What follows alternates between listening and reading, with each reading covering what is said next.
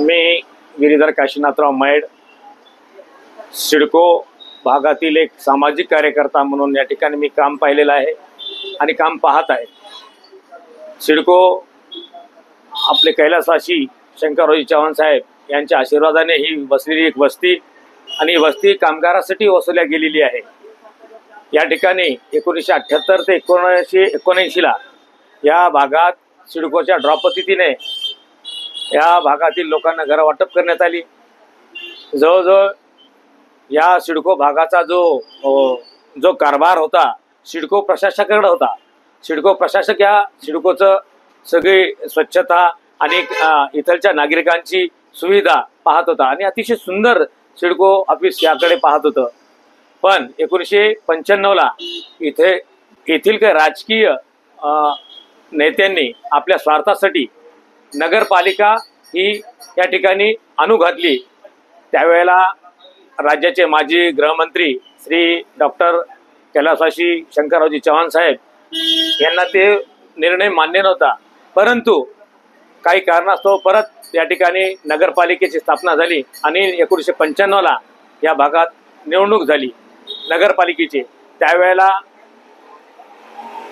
शंकरराव चव्हाण साहेबांना विरोध करून या ठिकाणी नगरपालिकेची स्थापना करून आणि शिवसेनेचा या ठिकाणी नगराध्यक्ष कैलासवासी संतोषजी शर्मा या ठिकाणी ते नगराध्यक्ष म्हणून त्यांची निवड झाली आणि उपाध्यक्ष म्हणून बासट वारजी यांची आनंदरावजी वासट यांची निवड झाली होती। परंतु ज्या पद्धतीने सिडकोचा कारभार सिडको प्रशासन पाहत होतं त्या पद्धतीनं नगरपालिका आली। 96 ला नंतर महापालिका नांदेडला स्थापन झाली आणि सिडकोला त्या महापालिकेमध्ये विलीन करण्यात आलं आणि या राजकीय लोकांमुळे या येथील गोरगरीब जनतेला या महापालिकेचा भुर्दंड सोसावा लागत आहे। हे दुर्दैव आहे। आणि मला एवढंच सांगायचं आहे की या सिडकोमध्ये दर वर्षाला 10% पाणी वाढ होते। मग पाणी 365 दिवसांपासून तुमच्याकडे 100 दिवस पाणी येते, मग तुम्ही 100 दिवसाचे पैसे घ्यायला पाहिजे ना। 100 दिवसाचे पैसे लावा, का नागरिकांना त्याचं हे करता की त्यांना भुर्दंड लावता। आज 3,500 रुपये वर्षाला पाण्याचे पैसे मोजावे लागत आहेत आणि तेही फक्त 100 दिवसाचे। त्यातल्या त्यात काय आर्थिक आणि तांत्रिक बिघाड होतो पाण्याचा। 8-8, 10-10 दिवस पाणी येत नाही सिडकोला। घंटा गाडी कचरा गाडी त्या ठिकाणी नाहीये। महापालिकेची कोणती सुविधा आहे या ठिकाणी? आणि मला एकच म्हणायचं आहे की सिडकोचा भाग जो आहे तो गोरगरीब कामगाराचा भाग आहे। या दृष्टीने वरिष्ठांनी इकडे लक्ष द्यायचे आणि इथलच्या नागरिकांना ज्या सुविधा पाहिजेत त्या सुविधा द्यायला पाहिजे। आणि सिडकोच्या भागातील मी म्हणतो झोन क्रमांक 6 मध्ये जेवढी वसुली मी म्हणतो नांदेडच्या कुठल्याही झोनमध्ये होत नसेल तेवढी वसुली इथलचे नागरिक अतिशय प्रामाणिकपणे आपला टॅक्स या ठिकाणी भरतात। मागं त्यांच्याच महापालिकेच्या एका कर्मचाऱ्याने काही इथं लोकांकडनं पैसे घेतले आणि पावत्या दिल्या आणि तो पैसे तिथं भरला नाही आणि परत इथलच्या नागरिकांना त्याचे पैसे थकबाकी म्हणून येत आहेत, मागलची थकबाकी म्हणून येत आहे। मी इथलच्या सहाय्यक आयुक्तांना बराच वेळेस बोललो आणि त्यांच्याशी वादही घातला, त्यांच्याशी समंजसपणानेही बोललो। बाबा तुम्ही त्या व्यक्तीने तुमच्या संग तुमच्या कर्मचाऱ्यांनी तुमच्या याच्यात करप्शन केलं, करप्शन करून तुम्ही त्या व्यक्तीला निलंबित केल्यानंतर तुम्ही त्याला कामावर घेता आणि नागरिकांचे पैसे मात्र तुम्ही त्यांना सोडत नाही। हे कुठला न्याय आहे? त्यांचे पण पैसे तुम्ही महापालिका जबाबदार आहे। त्याला महापालिकेने त्याचं पूर्णतः त्या पैशाची जबाबदारी घ्यायला पाहिजे। नागरिकांना मागील थकबाकी म्हणून दिली नाही पाहिजे, कारण नागरिकांकडे त्याच्या पावत्या आहेत, पैसे भरलेले पावत्या आहेत त्यांच्याकडं। मग ही अशा प्रकारची जी आहे ती पिळवणूक आणि या इथलच्या भागातल्या नागरिकांची लूट थांबली पाहिजे आणि सुविधा या सिडकोमध्ये कुठल्याच प्रकारची नाही आहे। मी म्हणत होतो जिल्हा परिषद शाळा इथे अतिशय सुंदर या ठिकाणी जिल्हा परिषद शाळा होती, त्या ठिकाणी लेकरांना खेळायला गार्डन होतं, छोटेसे खेळायचे खेळणे होते। आज सिडकोमध्ये कुठल्या प्रकारचं गार्डन नाहीये, कुठल्या प्रकारची सुविधा नाहीये। आज स्टेट लाईट त्या रोड जो केला मेन रोड 40 वर्षानंतर झाला हा रोड, 40 वर्षानंतर झाल्यानंतर बी त्या दोन्ही साईडला मोठमोठे पाईप टाकले। त्या पाईपचा काय उपयोग आहे?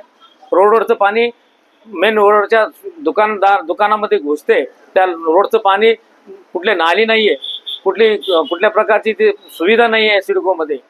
मला एकच सांगायचं आहे की प्रशासनाला माझी विनंती आहे की त्यांनी जास्तीत जास्त सिडको भागाकडे लक्ष द्यावं आणि घंटागाड्या 8 ते 10 दिवस या ठिकाणी येत नाहीत.